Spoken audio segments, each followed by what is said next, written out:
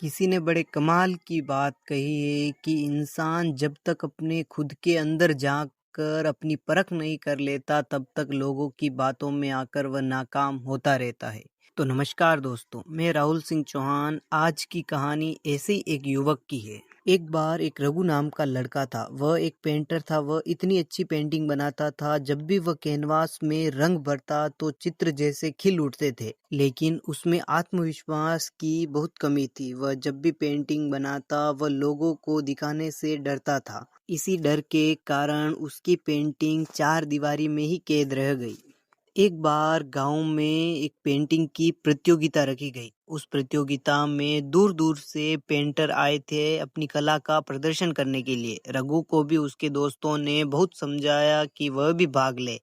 फिर उसने अपने दोस्तों के कहने पर उस प्रतियोगिता में भाग लिया और फिर रघु अपनी पेंटिंग स्टार्ट करता है। वह लोगों को देखता है, चारों तरफ लोग उसी को देख रहे थे, उसकी पेंटिंग को देख रहे थे। वह निराश हो जाता है और डर के कारण वह सोचता है कि लोग क्या कहेंगे। ये सोचकर उसकी पेंटिंग बिगड़ जाती है और वह प्रतियोगिता वह हार जाता है। फिर वहां से निराश होने के बाद वह एक मंदिर में जाकर बैठ जाता है।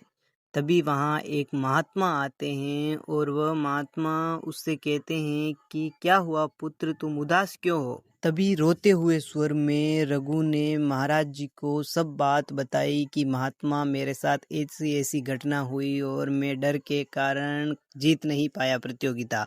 फिर महात्मा ने उसे समझाते हुए उसे एक हीरा दिया। उन्होंने रघु से कहा कि इसका सही मूल्य पता करके आओ, इसको बेचना नहीं है बाजार में। फिर रघु वह हीरा लेकर बाजार की ओर जाता है। बाजार में जाते ही सबसे पहले वह एक सब्जी वाले की दुकान पर जाता है और उसे हीरा दिखाकर बोलता है कि इसका क्या मूल्य होगा।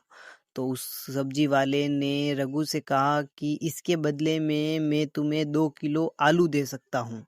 तो फिर रघु आगे जाता है एक कपड़े वाले की दुकान पर।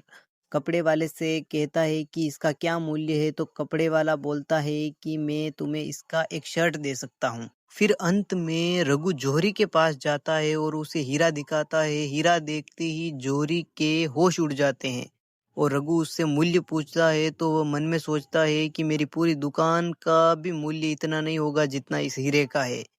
तो फिर रघु को उसने मूल्य बताया तो रघु वापस आता है महात्मा के पास और महात्मा को बोलता है कि इसका इतना मूल्य है। फिर महात्मा रघु को समझाते हुए कहते हैं कि जिस प्रकार इसका असली मूल्य उस कपड़े वाले और सब्जी वाले को नहीं पता था, उस जौहरी को पता था, उसी प्रकार ये चार लोग तुम्हारी पेंटिंग का मूल्य क्या समझेंगे। जब तक तुम अपने खुद की पहचान नहीं करोगे उस जौहरी की तरह, तब तक लोगों की बात से तुम्हें गलत लगता रहेगा और तुम नाकाम होते रहोगे। फिर रघु ने महात्मा की बात सुनकर अपने आत्मविश्वास को जगाया और फिर उसी साल वापस प्रतियोगिता हुई जिसमें बहुत बड़ा इनाम रखा गया। उसमें रघु ने वापस भाग लिया और अपनी प्रतिभा दिखाई और उस साल की जीत उसी के नाम हुई थी। तो आशा करता हूँ कि मेरी ये छोटी सी कहानी आपको ज़रूर पसंद आई होगी। तो वीडियो को लाइक और चैनल को सब्सक्राइब करना मत भूलना। मिलते हैं एक ऐसी नई कहानी में, तब तक के लिए राधे राधे।